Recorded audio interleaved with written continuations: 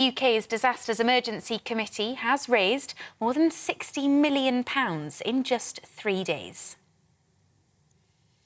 A girl and boy, both aged 15, have been arrested on suspicion of murder following the fatal stabbing of a 16-year-old girl in a park in Cheshire. Brianna Gay from Warrington was found by members of the public with serious injuries on a pathway near Culcheth Linear Park yesterday afternoon. Emergency services arrived, but she died at the scene. The Labour Party is urging the BBC chair to consider his position after MPs found he breached standards when applying for the role. A cross-party committee says Richard Sharp made significant errors of judgment when he failed to declare that he'd helped Boris Johnson to secure a loan when he was Prime Minister. Shadow Culture Secretary Lucy Powell is questioning whether he's still able to uphold trust and independence in the broadcaster. I think this damning report, it really is an unprecedented report, means that Mr Sharp's position is increasingly untenable, and he really should now reflect on whether he's able to carry out that very important role as the BBC chair to uphold public trust and independence of the BBC. You're up to date on TV, online and DAB+ radio. This is GB News. Now, though, it's time for Headliners.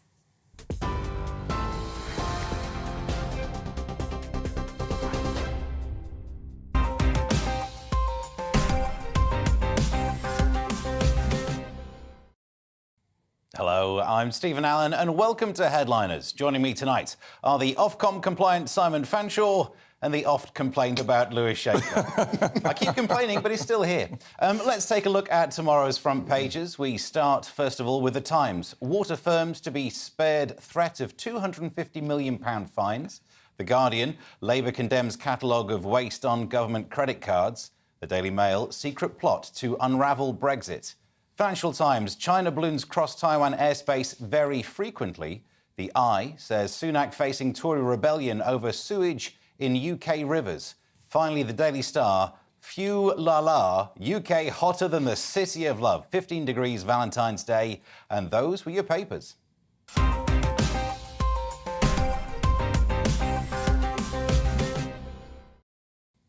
Let's jump in and begin with the front of Monday's Times, Lewis. What are they going with? Well, I liked oft complained about Lewis Schaefer. I like that. Any attention to me, I like, even if it's that kind of horrible thing. More of that, don't you worry. Anyway, water firms to be spared threat of £250 million of fines. It was originally 250,000 fines. I think basically because the British government gave the water to foreign companies to run, that they're afraid that no one would want to deal with them anymore if it went up to 250 million pounds, which is a lot of money even in this country. And also it says that Truss backers urge Hunt to boost growth with tax cuts, as if I thought we were done with Liz Truss. But not necessarily with growth. But yeah. Before we get too far away from the water, because that is interesting, because £250,000 fine was too small, wasn't it? You could trouser one of those, couldn't you, Lewis? Well, if I were married, I could. Maybe my wife could put up with it. But the answer is it's not that much money, but 250 million is very scary, and maybe it'll never be issued. But why, if you were a French company and you want to buy a water company in this country, why would you want to risk? I'll tell you why, because Thames Water in 2022, in December 2022, announced they'd made £440 million profits in 6 months. And if you look at all the water companies, all 9 of them, they made £2.8 billion of profits up to February 2022. The point is that if you don't want to pay 250 million quid, don't pollute. It's really simple. Don't do it. Because the 250 was ridiculous. I mean, that was a small change. But, I mean, sewage and... I mean, if you're a water company, I mean, can't you just put... Couldn't you just put a grate or something just to stop the sewage getting through? I mean, do you want to know something? You hit the nail on the head, is that the sewer in this country, they always call it the Victorian sewer, the waterworks, whatever, and they never say we'll have to rebuild the Roman roads, which are just, even older. But the fact is that these sewers are built to handle sewer, not built to handle runoff. and they're going to have to redesign the entire sewer system. Because that's the thing, isn't it? At a time when the storm happens, the water companies are allowed to let their water head out into normal water, which includes some floaters. That's basically what we're talking about, isn't it? Couldn't we pick like one place in Britain that's really no one likes very much and let it all go out there?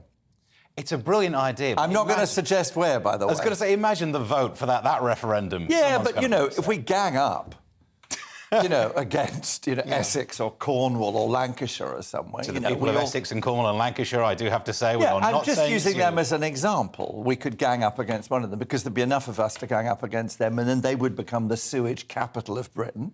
But has it been shown that these floaters, as you scientifically put it, make up, when there is a flood, when there is an excess water outage, discharge, make up enough of the solid material to actually cause some damage? And I'm not sure that it does.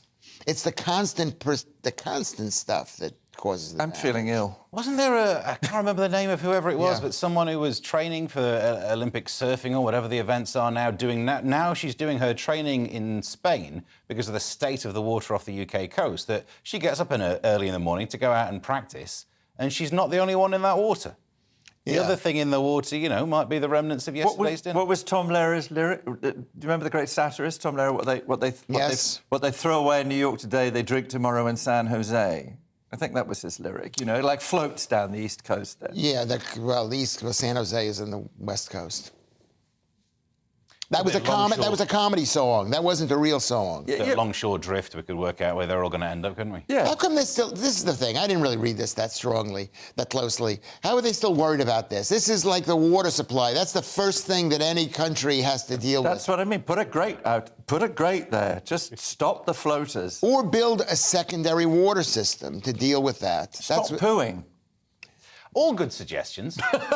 What's on Monday's Guardian, Simon? What are they going for? Well, Monday's Guardian is this thing, Labour condemns catalogue of waste on government credit cards. And what they've done is they've gone through kind of FOIs and all the various things you go through, and they've discovered things like Rishi Sunak went to Venice in July 2021 and stayed at the luxury hotel Daniele and then at the four-star hotel Bon Vecchiati, and with 11 officials, and they spent a total of £4,576, which is £416 a room. I have to tell you, I found some rooms on Trivago, at Hotel Principe, which is 2 minutes away from the station, for £80 a night. And even if you go on their site, you can get them for £199 a night. So quite why the government can't do that. Also, I discovered that Alok Sharma, he took his trips as president of COP26 Climate Summit cost taxpayers £220,000, 817.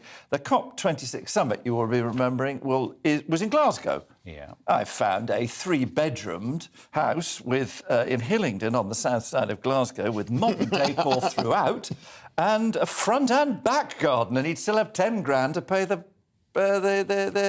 charges. That's the point is, it's the classic thing. It's a good tactic. And what they do is they say the government's over there and they've got these credit cards and they're just spending them. And the Conservative government's response is, well, you started it because you gave government the credit cards in the first place. And you go, yeah, no, it's not having the cards, love. It's spending on the cards that's the problem. It doesn't seem, you know what, it didn't seem that much. I saw the numbers. One of the hotel rooms... It didn't see that much. It didn't seem that much, yeah. One of the hotel rooms was £310 a night, which for the average person who's watching, maybe that's not that much money. For me, it's a lot of money. But for the average person who's on a business trip, going from one place to another thing, it's not that much. And also, there is a reasonable argument that says, if you're going on government business, you need to do two things. Number one, you need to sleep well, because otherwise, what's the point of going? You don't return. And the other thing is you need to be secure. And what do they...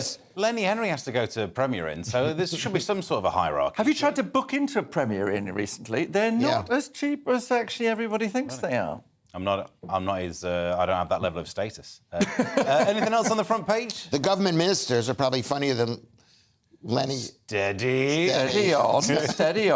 Very funny man. Sir Lenny Henry, thank you very much. Sorry. I think he's very funny. It was an easy. There's also a mention of Andrew Tate gets a reference there, which probably means this is going to be banned off YouTube just for saying his name. Is that right? Well, that was in The Guardian, and you will not hear me support Andrew Tate.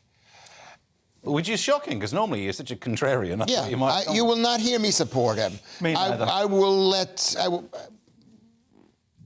will not say anything good about Andrew Tate. But what's happened is that according to Prevent, which is, I think, the anti-terrorism group, right, if I remember correctly, and that their goal is to check on terrorism, they're lumping Andrew Tate with all of the terrorists. We'll get to that later. Okay. Now let's take a look at Monday's Daily Mail, Lewis. What have they got? Well, according to the Daily Mail, it's a secret plot. We don't have the information about this, but there seems to be a secret plot to unravel Brexit. It doesn't seem that secret, because it seems like Brexit is unraveling. And I think that there was a plot. Lord Frost said there was a plot by Remainers, okay, to undo it. And it's not that much of a secret. It's on the front page of the Daily Mail as well, one would think. Well, also, Lord Frost he's kind of... I mean, this is his thing, isn't it? What he does every couple of weeks, he pops up and he says, oh, that deal I negotiated, it's terrible. It's undermining Brexit. You go, well, you negotiated it, love. So why are you complaining now? I think the thing about Lord Frost is he's kind of invested in Brexit. And as we all know, as you made the point, it's not yet... I'll give it the benefit of the doubt. It's not yet delivering. Will it ever deliver? That's the point. But you can't go on and on and on, having promised, all these various things. You can't go on saying, well, actually, it turns out we're going to unravel it. It's just not happening. It has Brexit. I'm not saying I didn't support Brexit because I believe in staying together. I know what happens when people get divorced. It's a really bad thing. I'm one of those people. You're scarred, aren't you? I'm totally... You're scarred. I am scarred. Calm down about it. I mean, I love the idea that Brexit's about your divorce. Would you like to talk more about that? Well, it is the same thing. We were married... The British were married to Europe for quite a while. And I think Brexit has delivered. I think there's a sense of independence that the British people have. And I think that's why they did it. They lied about there's going to be money in it and money for the NHS. They weren't doing it for the money.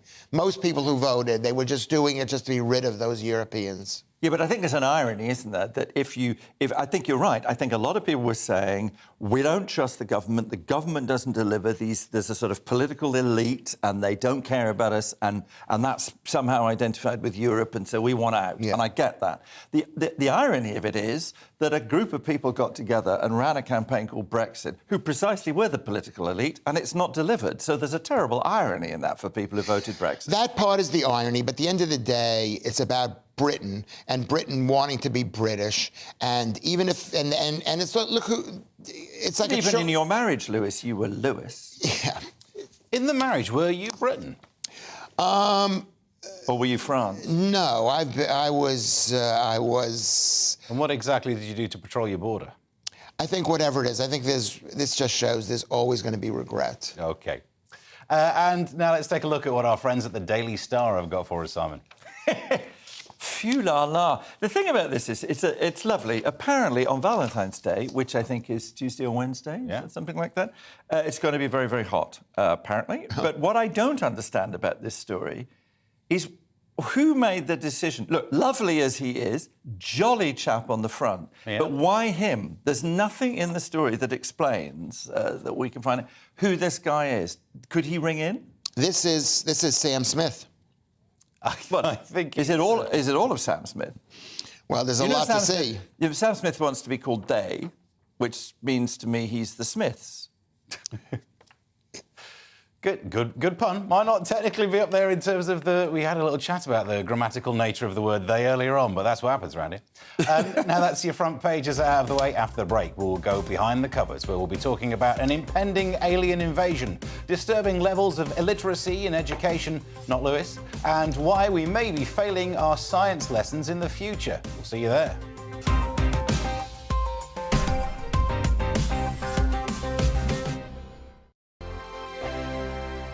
It's all about family, being in people's living rooms, all the interaction and getting to know who our viewers and listeners are. When I was young, my dad used to say, Nana, stop arguing. I wanted an outlet that would enable me to give my opinion.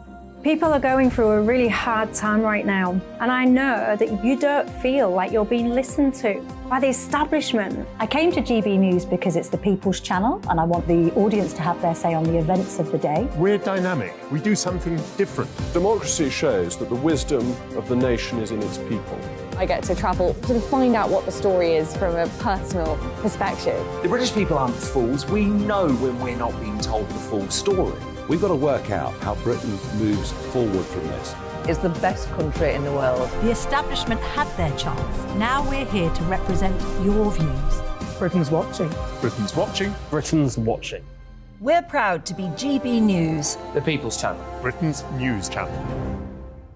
Monday to Thursday, 9 p.m. till 11 p.m. Join me, Dan Wootton. I'll bring you the sharpest takes and hottest debates. Do you not believe in prison? I don't believe in prisons. I'm completely stunned. I guarantee you there'll be no spin, no bias, no censorship. I actually was personally quite offended by it. And no reason to go to bed. So I guess they've always been quite woke. That's Dan Wootton tonight on TV, radio and online. Monday to Thursday from 9 p.m. till 11 p.m. on GB News. The People's Channel, Britain's news channel. Hello, I'm Michelle Dewberry, and you can join me every weekday 6 till 7 on Jubes and Kerr. You're an inspiration to us all. Click that bit up. Well, you are. That's my ringtone. My political ambitions are, those days are gone, I can tell you. She's only teasing. Go on. He's probably going to want to lay down now. I'll give him 2 minutes to have one. Let's respectfully disagree. That's what we like on Jubes and Kerr. Come and join us. GB News, the People's Channel. Michelle Dewberry, weekday evenings at 6 o'clock. I'm Simon Evans. Join me on GB News for Headliners at 11 p.m. What's the scoop? I'll be joined by 2 of the country's top comedians. That's right. As we take a look at tomorrow's newspapers tonight. We're going to get into trouble. If it's a big story, we'll be covering it. Spill some tea on him. There we go. But we'll also have some fun. I wouldn't stick up a bank. My father didn't love me. So anyway, Headliners every night from 11 on GB News, the People's Channel, Britain's news channel. We are GB News, the People's Channel. And right across the United Kingdom. You can find us on Sky Channel 512, Virgin Media Channel 604. Freesat Channel 216. Freeview Channel 236, And YouView, Channel 236. You can also take us with you on DAB Plus Radio. with the GB News app and at the website gbnews.uk. We're absolutely everywhere. Come join us on GB News, the People's Channel, Britain's news channel.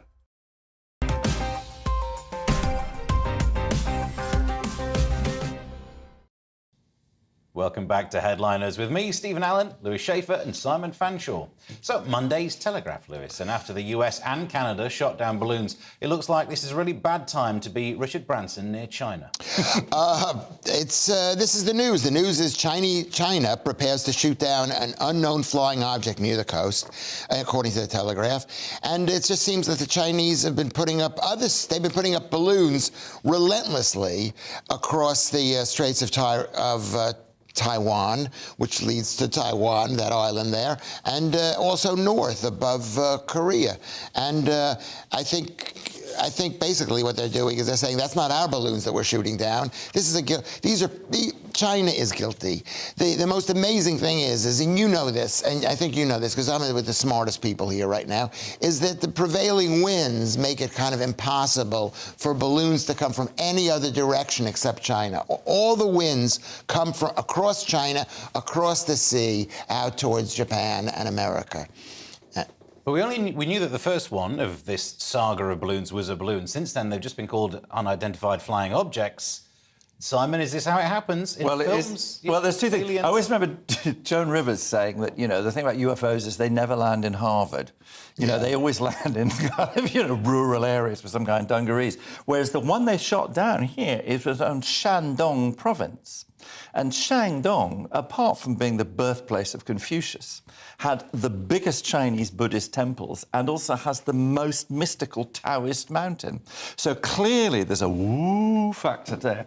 But the other thing about this too is that the weather balloon, the Chinese said that the weather balloon that the Americans shot down was blown off course, back to your point about the prevailing winds. Yeah. My point is, if it was a weather balloon, wouldn't it have known which way the wind was blowing, for goodness sake? Bob Dylan, round of applause for Bob Dylan. Do you know what I mean? Yeah. Covering a lot of ground. That Shandong place is up by Korea, is up by Japan.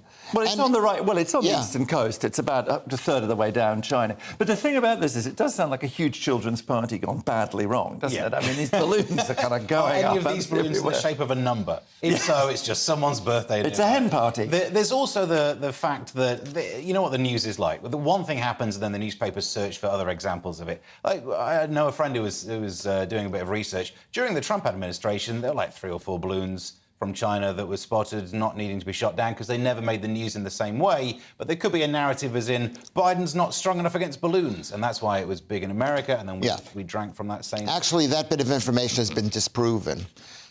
Is that there were no balloons during the during Trump administration, and that was just said. I'm sorry, was that rude of me for doing that? I think that was inappropriate. An actual fact check on the fact check? Well, we'll have to fact check on the fact check. Can we do a triple fact check? We'll get on that. Were those balloons... Right, it's elided, hasn't it, from the balloons to the UFO. What kind of word is that, elided? It's a very good word.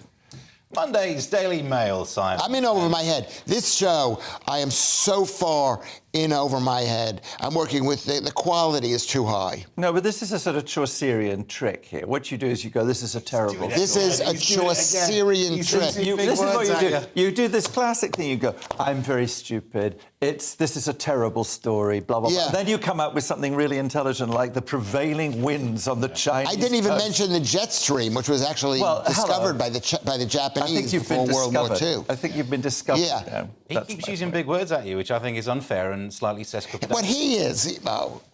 Monday's Daily Mail, Simon, and Brexit was like a divorce. And does that mean that the UK is just about ready to start putting it about again? It is indeed. So what happened here is there's a programme which is called the Horizon Science Group. Basically, it's a massive programme that gives out grants to scientific projects that collaborate across countries. So if you're not an associate or you're not in the EU, you don't get the money because you have to be in the EU.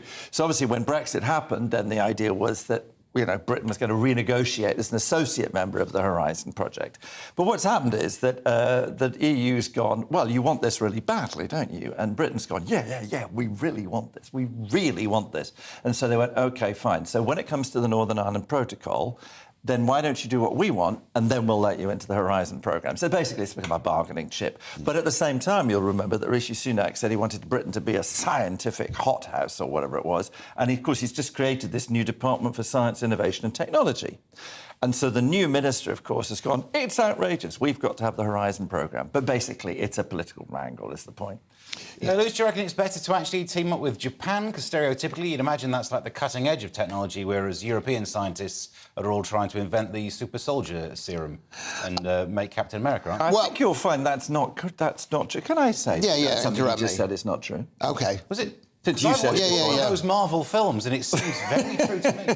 I don't know if Japan is the centre of it anymore, and they're definitely a lot further away than Europe was. And we had a tremendous relationship with Europe. The problem is when you go in there saying we have to be part of you. The guy who was head of the Royal Society, whatever that is, Sir Adrian Smith, said his first job as science secretary must be to secure association with Europe, which gives you a negotiating position just as like a horrible negotiating And what position. I love, too, is the response of Michelle Donnellan, who is the new head of the Department of Science, Innovation and Technology, says, and so if we don't do this, we'll go and make a deal with the United States. Well, that was what was said when Brexit happened, and there still is not a deal with the United States. And if you watch the State of the Union address the other day, all Biden talked about was American this, American that, American the next thing, American the fourth thing. He is unlikely suddenly to go, oh, yes, we'd love to give some of our money away to you British scientists when we're doing an American first policy under the guise of being terribly progressive and Democrat.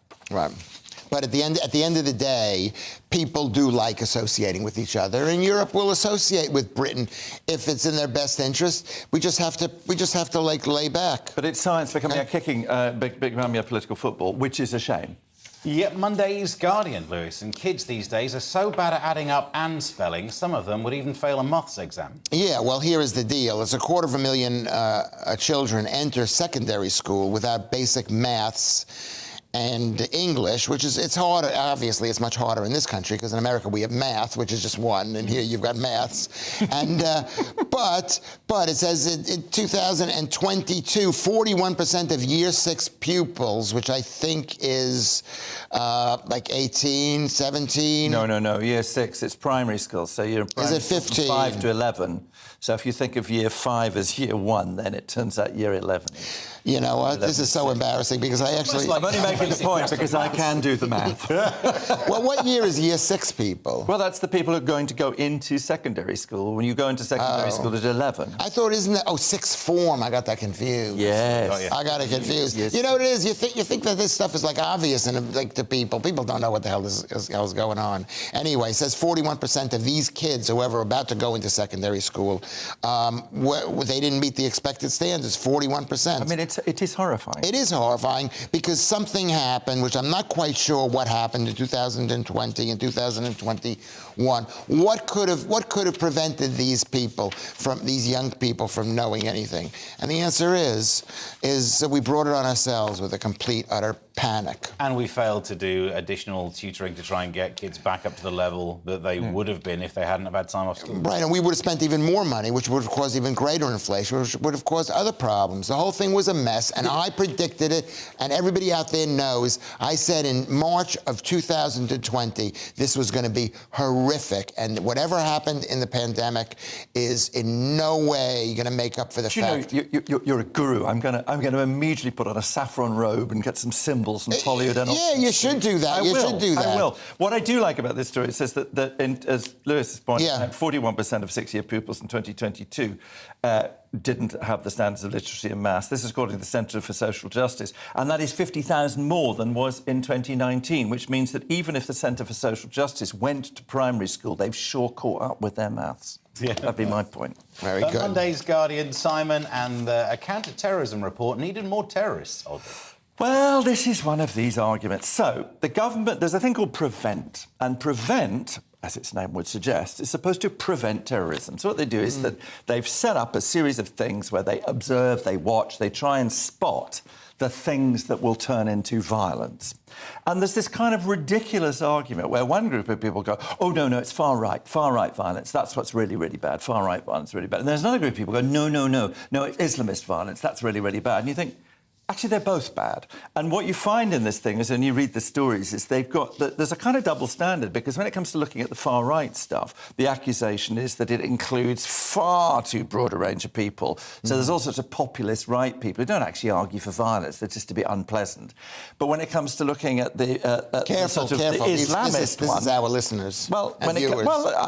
I'm me. And Lewis. I'm me. But when it comes to looking at Islamist violence, they only look at that very, very narrow kind of jihadist. That's the argument, right? So the argument is that the net is far too wide on the right. So Shawcross, the government commissions this guy to do the report. He does the report and he says, actually, we need to concentrate more on the Islamist violence than we do on the far-right violence. So then, of course, then it becomes a sensible conversation saying, well, why don't we concentrate on both? And why don't we have an argument about and a definition about what we're trying to prevent here? And then why don't we try and find out what causes it? Of course, what happens is the Daily Mail and one lot take this position, the Guardian takes the other position. It's jolly annoying, and I don't want to be blown up, so I'd rather they did better. Simon, you're trying to be sensible. You're never going to catch on. Well, a good conversation about not blowing us up would be a really healthy thing to do. I'm scared, but I'm going to say it. Lewis, your thoughts on blowing things up? Well, some things need to be blown up, but didn't the other article talk about Andrew Tate's role in this, in the PREVENT? That's later on in the program. Yeah, I believe that's on the subject of pornography, I think. Okay, well, they included in that, which we will discuss later. But that's the argument, is that they're including people. I mean, distasteful and disgusting and horrible as Andrew Tate might be, and if I'm not saying anything. Well, I'm not saying anything. I'm saying that. But the point is, he's not, as far as I know, actually saying that people should go out and bomb or whatever, whereas actually there are people on the right and on the jihadist right saying that they should. So that's what they should do. Speedy hit on this one, Monday's Telegraph, and there's one office our government should have been trying to get people to work from home. Well, that's funny. The Home Office is accused of failing to close Iran's London office of the Revolutionary Guards of Iran. And, I mean, it's been 40 years since the Iranians won the revolution, and you would think that they would be working on this, that there wouldn't be an office. How did they let them get it set up in the previous 40 years? Not only is it an office, it's a charity.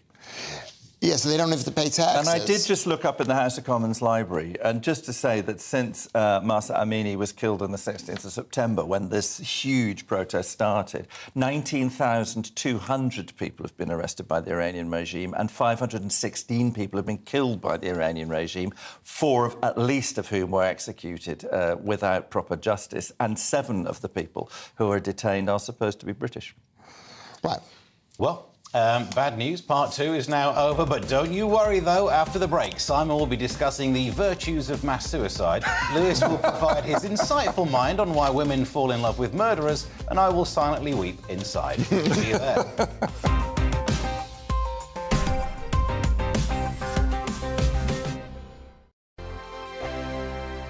We are GB News, and we'd like to say thank you to each and every one of you for bringing us your conversations, for helping our great nation find its voice. We are here for you on radio, television, and online, across England, Scotland, Wales, and Northern Ireland. It's not the BBC, you actually get your facts right. We are proud to be GB News, the People's Channel, Britain's news channel.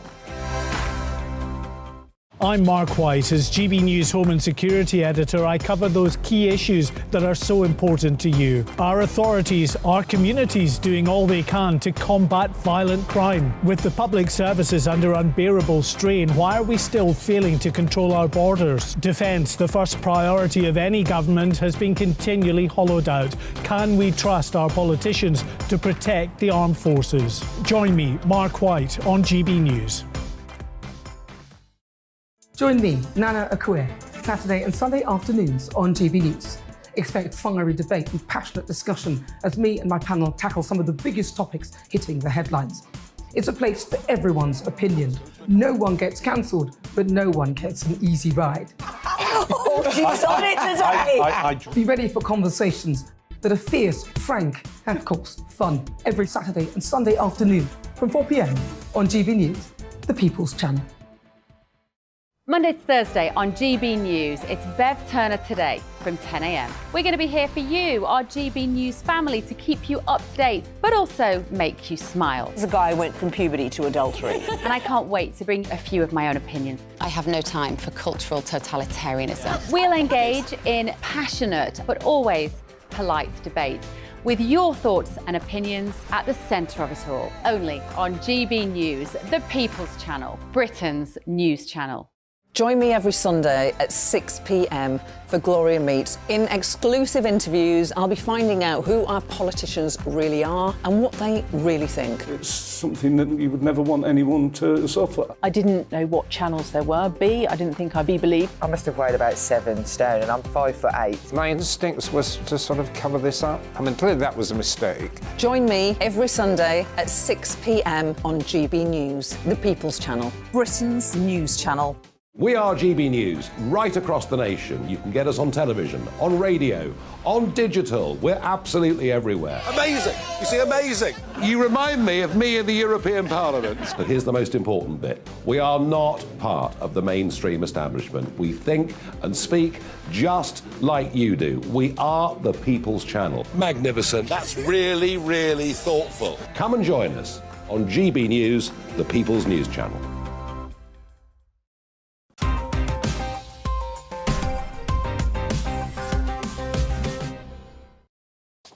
Welcome back to Headliners, Monday's Telegraph, Simon, and it looks like someone's in a will and getting fairly impatient about it. Well, this bloke, who's called Yosuke Narita, who is an assistant professor of economics, and he's a Japanese person, but he works at Yale, and he said that old people should embrace mass suicide. Basically what he's saying, in Japan, 15% of the population is over 75 and 30% of the population is over 65. Yeah. And so this guy said that euthanasia should be made compulsory. Isn't that murder? But what I particularly love about this story is that... So he says this thing, and the reason he says it is there's too many old people, and therefore it's costing the Japanese state a ton and whatever. But later in the story, he says he's terribly sorry about this. He says, my remarks about mass suicide, they were a metaphor, and they were taken out of context, and I should have been more careful about the potential negative connotations. I mean, I just don't see how he could have missed them. That's really my point. Okay, there are negative connotations to the sentence. Suggesting they all just ought to kill themselves. Yeah. But the truth is about the Japanese, and I've heard this from many Japanese people, that suicide is, and I've got to be careful with this because I'm not Japanese, but I've heard that there's an undercurrent of suicide in the country, that when people can sort of gang up on each other and say, you know, you're not fit to be with us, and you should maybe commit suicide. Well, there is something apparently called he's apparently called it the seppuku. I'm sure I'm not pronouncing that right, but any Japanese people can put me right on it. But that is the act of disembowelment employed by dishonoured samurai in the late 19th century. Yeah, exactly. The guy is clearly less than tactful. I think he's basically saying what everybody in the country already knows. They've got a ritual of actually killing themselves, which is considered honourable, and we don't have that here in this country or America. It might be. And someone dug up a quote from 2013 by somebody called Taro Aso, the country's finance minister, who said the elderly should hurry up and die. I mean, it's all together. Yeah. I mean, speaking as somebody, I am over 65 now. Right. I have a bus pass. You know, right. I'm in this tablet. I'm in this group. Yeah. And I would have been against this concept. Until you found that out. Until I found that out. He's a very good friend of mine. And so I was really glad that you had this story just to think about. Move on, Lewis. Put a pound in the cliche box. The Telegraph is talking about woke things. Well, because it is a ridiculous thing. And you know what? Every time I read these stories, I get totally depressed. And I feel like I'm a policeman looking at sort of naughty pictures on the internet, that I need like counseling after dealing with these stories, which is it says basically, they ask people, should they forcibly fire people for saying something not at work? Should they be fired from their job? And 80-90% said, no, you shouldn't fire somebody. And they said, they asked people, do you think corporations make a political statement because they believe it or don't believe it? And 90% said the corporations don't believe it. So they don't like these kind of PC talk. But on the other hand, I know for a fact that people like other people to be nice to each other. And a lot of the PC, and I can't believe I'm going to defend PC, but sometimes you look at a person and you're glad that they have a name tag that says him or her, because you can't tell. And it could be quite embarrassing.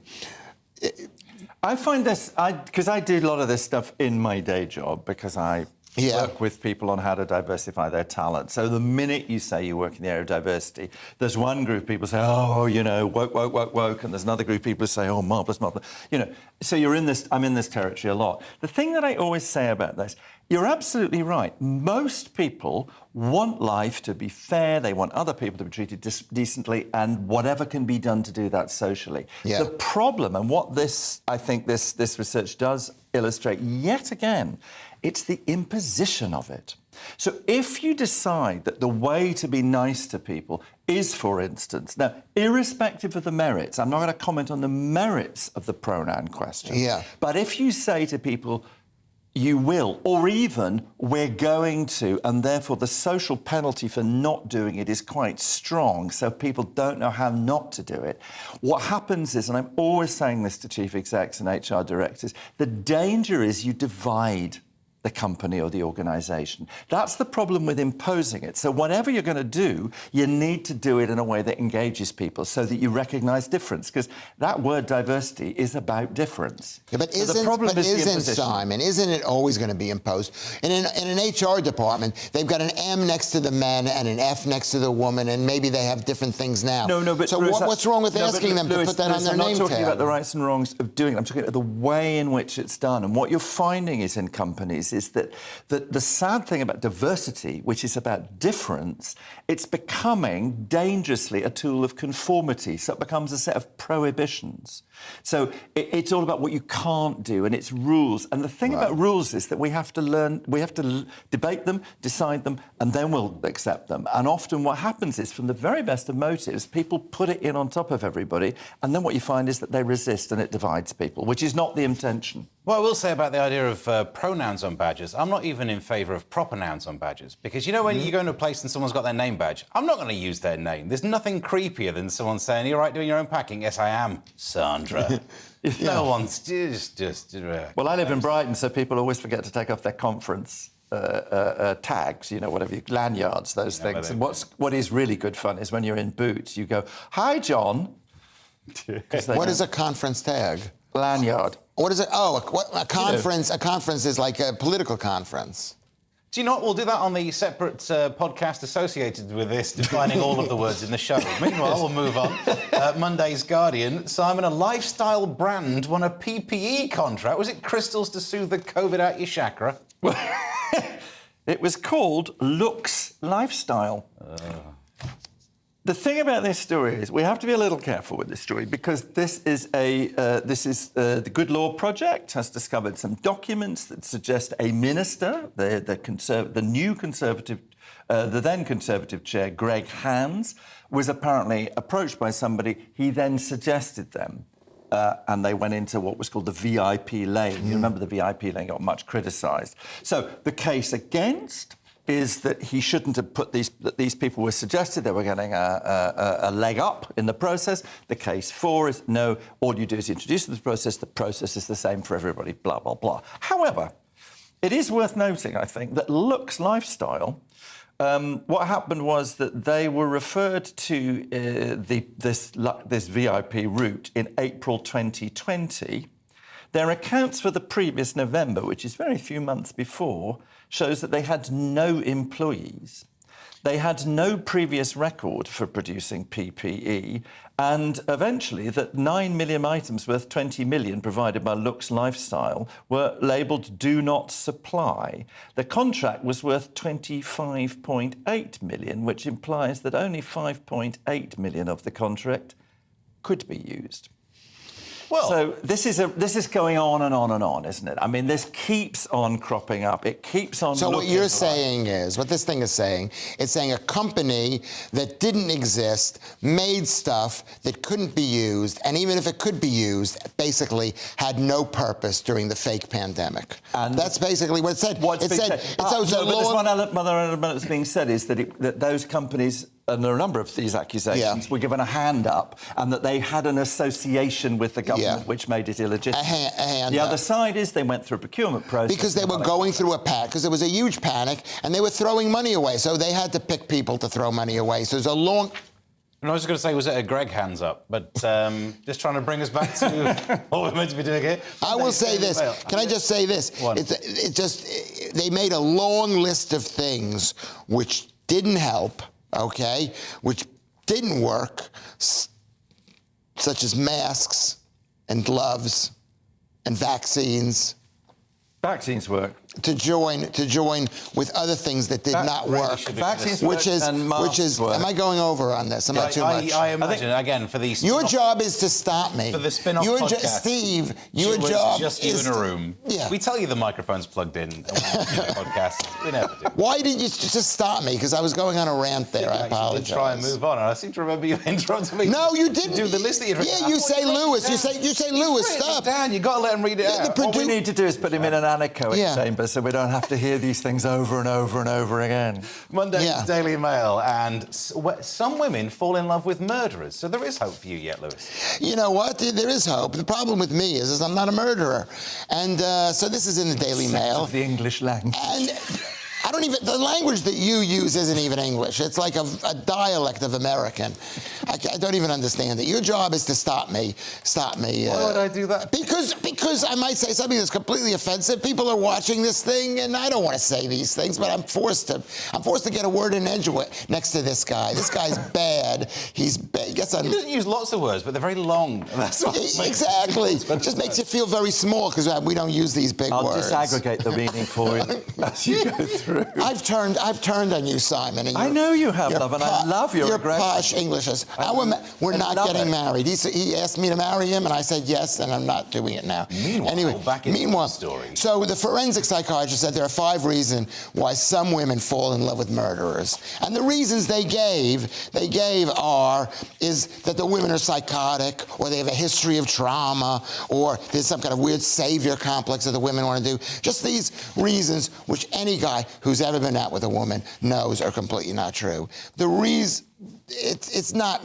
Women are not crazy. Do you want me to stop you now? You know you said I should stop you before you say offensive things. No, I'll raise my hand when I want you to stop me. Okay, I'll raise my hand. I don't think I'm there. The reason why they go, according to me, why they go out with murderers is because they're in prison and these men are famous. They're celebrity hunters. That women love people who are famous. It doesn't matter who they are. You know, but you're on TV, so...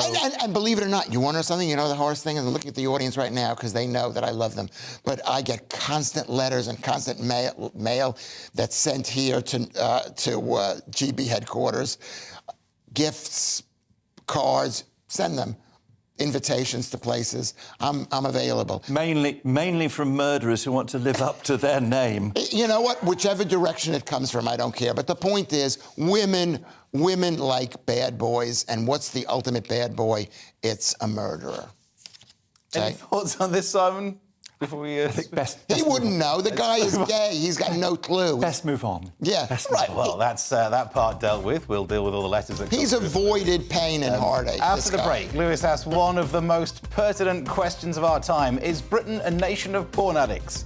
Oh, I think we know what the answer's going to be. We'll see you then.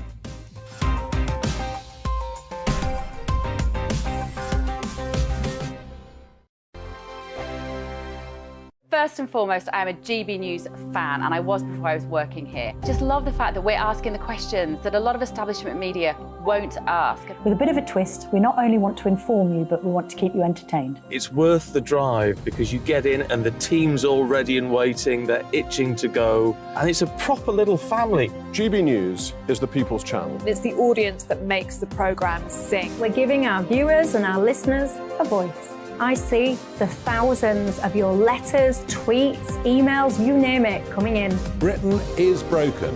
How on earth did we get into this mess? But more importantly, how do we get out of it? The establishment had their chance. Now we're here to represent you. It's time for something different.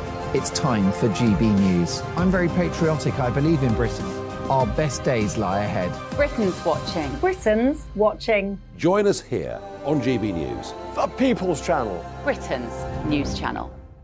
Hi, Andrew Pierce here. Join me every Friday lunchtime for a proper no-nonsense debrief of the week's events. With special guests in the studio and the GB News team on the ground, I'll be getting you up to date with news, some intelligent discussion, and my own sharp take. The weekend starts here with me every Friday lunchtime on GB News, the People's Channel, Britain's news channel. I'm Michael Portillo. Join me on GB News on a Sunday morning for topical discussion, debate, arts and culture, and sometimes even some ethical dilemmas. I don't always agree with you, Michael. Michael Portillo, Sundays on GB News, the People's Channel, Britain's news channel. I'm Andrew Doyle. Join me at 7 o'clock every Sunday night for Free Speech Nation, the show where I tackle the week's biggest stories in politics and current affairs with the help of my two comedian panellists and a variety of special guests. Free Speech Nation, Sunday nights from 7 on GB News, the People's Channel, Britain's news channel. Here on GB News Live, we'll be keeping you in the picture, finding out what's happening across the country and finding out why it matters to you. We'll have the facts fast with our team of reporters and specialist correspondents. Wherever it's happening, we'll be there from 12 noon on TV, radio and online. GB News, the People's Channel, Britain's news channel.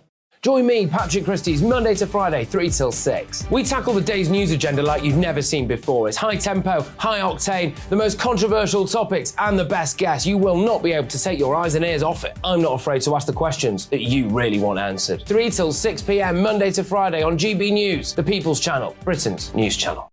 Join me, Lawrence Fox, on GB News. Frank, fun, fearless, and sometimes serious. Much as I love a Friday night punch-up, what I really want is a battle of ideas. I want to look at things differently. I want to hear different voices and engage with your unique experiences. Every Friday at 7 p.m. on GB News.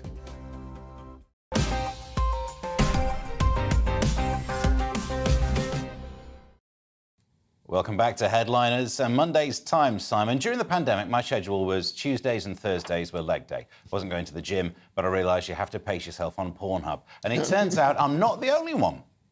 You're not the only one. Is Britain a nation of porn addicts trapped in the algorithm? Here's the interesting thing about this. France, because President Macron said he'd do this when he got elected, and he is doing it, what they've done is they have introduced a digital certificate for viewers. So you cannot log on to a porn site unless you've got a digital certificate, which, I can't say the word, which says your age.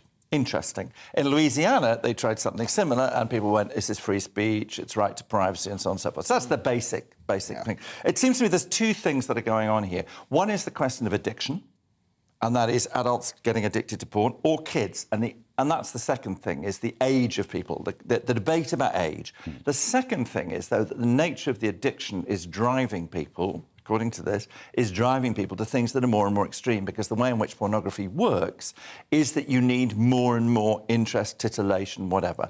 So it's leading to what the algorithm does, and what the porn producers do is they produce stuff that... So it normalises things like choking. And what you find now is that girls, particularly teenage girls, they're endlessly reporting now the degree of aggression that boys are exhibiting towards them, and the expectations they have of them are related to porn, not the real relationships. So, you know, when I was single, actually, I would admit to a mild level of addiction, and I find this compelling, and I find it sad, and I think we desperately need to get out of it. Yeah, Lewis, what's your suggestion? Some form of patch? Well, I've never heard of this. So people like looking at naked people. Have you ever heard of such a thing? So sweet, isn't it? And you're only 6. I would say this is not going to ever be dealt with, because we have a level of independence that the people are demanding. This is all self-identity. You can't take away porn, because basically 50% of all guys are not having sex anymore, like up to the age of 30 or 40. There's like the level of inactivity among men is way down, and even the level of inactivity with women. So it's being replaced by this. Otherwise, they'd be maybe rioting. Yeah, but the point is that the internet has introduced something which is put rather graphically by one of the commentators in this article, says that actually the thing about internet is that it's the speed with which it renews, and you can move on and move on. She said we didn't know how to turn the pages that fast. In other words, this driving people towards more and more and more endless, and people, you know, the evidence here. And eventually people do stop. I mean, I don't believe this. This is like one of those like fakes, not fake stories, a real story. People are really upset about this. But it's like they're never going to get rid of it, because it's not a male thing. Okay. Right now, 30%, 35% of all women under the age of 30 are doing it. If you want to turn the pages fast, by the way, just put a fan to the side. And Monday's Daily Star, Lewis, and the field where Prince Harry lost his virginity could have a blue plaque put up. As long as you put it up for about 2 minutes, that'd be even more fitting. Yeah, well, he was young when this thing happened, so you can't hold it against the guy. But I think they're going to put up a plaque where my where's the story? Where I lost my virginity at the Mustang Ranch. How many weeks ago was that? last week. What I love about this is it's full of. Can I finish with my talk? Oh, I thought you had done. I thought you were going into a reverie. I thought you were going to a reverie about losing your virginity. But that doesn't mean I was done. Back to that doesn't mean I was done. It's just one more chance for you to put your big when words. you so say many things that are making me want to say that's what she said, and yet I'm not doing that job. Exactly. She's also called Walpole. And aren't they going to erect a statue? Wouldn't that be the right thing to do? That's an English joke. They also live next door to where they did it. It's called Splash Cottage, which is where what does Walpole mean in terms of jokes? Would you explain that to me? The explanations are in the separate podcast, which we honestly do record, Lewis. Well, why do you have an American guy who barely understands anything? Because we love patronising you. That question every week. Monday's Guardian, Lewis, had a woman who's using local buses to travel the UK. Where does she get off? Well, where does she get off? She gets off every hour or something. This is a crazy article. But where does the story? I lost my train. What number is that? 17. 17. Oh, there it is. Sorry. Do you want a biscuit? Yeah, you've totally... This is my worst performance, and I'm blaming it entirely on you. I've had some amazing jobs here. You can ask the audience. They love me. Lewis Schaefer at Twitter, Lewis. Anyway, yeah, this woman had this great idea, because the government instituted this £2 ticket, right? So the woman undertakes a trip from London to Edinburgh using only £2 local buses. So they said, buses are going to be only £2. So this woman thought, you know, just for, as we would say, just for blanks and giggles. Is that an English phrase? Yeah.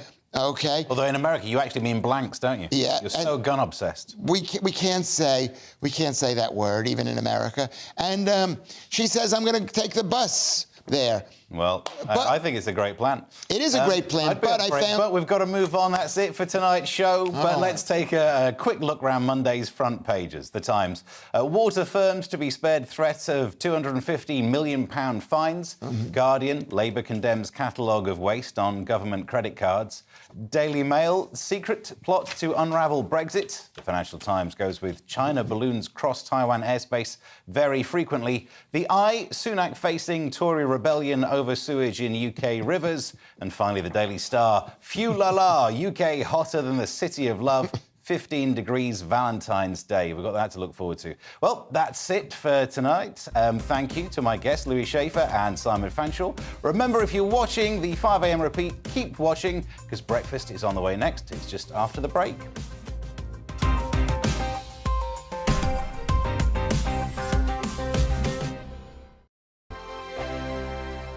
It's all about family, being in people's living rooms, all the interaction and getting to know who our viewers and listeners are. When I was young, my dad used to say, Nana, stop arguing. I wanted an outlet that would enable me to give my opinion.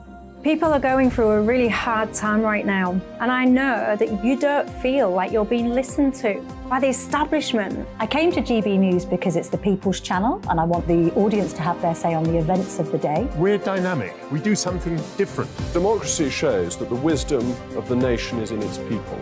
I get to travel to find out what the story is from a personal perspective. The British people aren't fools. We know when we're not being told the full story. We've got to work out how Britain moves forward from this. It's the best country in the world. The establishment had their chance. Now we're here to represent your views. Britain's watching. Britain's watching. Britain's watching. We're proud to be GB News. The People's Channel. Britain's news channel.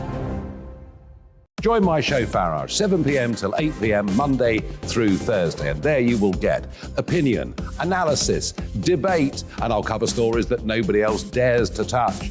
You've been cancelled. Join the club. Oh, my goodness me. And then for the last 15 minutes, talking pints. We're over a drink. We have a civilised conversation with someone. We very often disagree, but we do it in a grown-up way. Come and join me on Fanshawe. We are GB News, the People's Channel. And right across the United Kingdom. You can find us on Sky Channel 512. Virgin Media Channel 604. Freesat Channel 216. Freeview Channel 236. And YouView Channel 236. You can also take us with you on DAB Plus Radio. With the GB News app and at the website gbnews.uk. We're absolutely everywhere. Come join us on GB News, the People's Channel, Britain's news channel. He's the king of breakfast TV, and he's back. Eamon Holmes back on the TV with me this morning. Even remember my name. I know, it's been 4 months. You have holy water by your bed? Oh, yes. Oh, already to bless. Yeah. Oh, Eamon. Oh. Why do you not believe anything I say? Eamon Holmes back on GB News Breakfast at 6 a.m. Hello, I'm Esther McVeigh. And I'm Philip Davis. Whether you're watching or listening on TV, online or on radio, we handpick the latest stories, debates and expert opinions for your weekend. So whether that's politics, news or showbiz, we've got it covered. Join us every Saturday morning at 10 o'clock on GB News. We are GB News, the People's Channel. Why not take us home with you by visiting the GB News shop at gbnews.store. You'll find all the official merchandise, a really good present actually for yourself, your friends or your family. We ship across the UK mainland at no extra cost. GB News, the People's Channel. It's all about family, being in people's living rooms, all the interaction and getting to know who our viewers and listeners are. When I was young, my dad used to say, Nana, stop arguing. I wanted an outlet that would enable me to give my opinion.